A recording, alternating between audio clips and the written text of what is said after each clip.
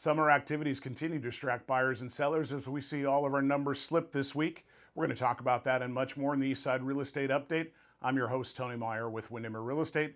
For 36 years, I've been an avid study of the market, using information to help our clients make smart, timely, and financially profitable decisions. We're going to help you with some of that same this week. We're going to talk about four things, which is interest rates, for sale and pending, months of inventory, and median sales price, see how the market's evolving. First up is interest rates.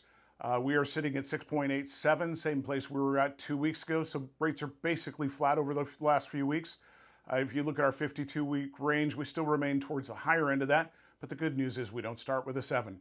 So on to our first number that's slowing is our listings, which is really good news.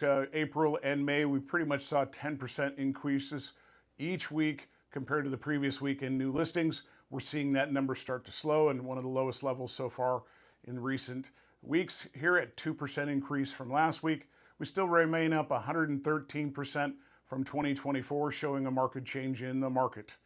So our pending sales, not good news on a slowing number. This is down to 131 this week, down 10% from last week, but we still remain up 1% compared to 2024. As we look towards the summer market, we start to see pending slow down, so that makes sense. Good news is we're up a bit. What's that done to our months of inventory? Well, this is certainly not the direction we want to see things moving, given where our inventory is at this point. We sit at 2.4 months of inventory. I believe this is our second highest number this year, excluding the first 2 weeks of the year, which is always a bit quiet. So that's not really a good direction. However, you look at last year, we were also slowing down, typical of this time of year, at 1.14, and we remain up 111% compared to 2024. So definitely a different marketplace. What's that done with our median price? Well, we've seen our median price this week, our rolling 30-day, move back down. We must have had some large, expensive homes sell towards the end of that 30-day period, bringing us up from the previous week to $1,680,000 last week. We now sit at $1,633,000, down 3% from last week, and also down 3% from 2024.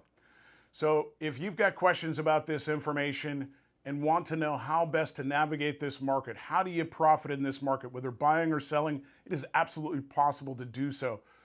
Let's get together, let's have a chat. You can reach out to me by phone or text. If you like what we have to say, hit the thumbs up icon, share this video with a friend, and subscribe for our future updates. That's it for now, and we'll talk with you next week. Take care.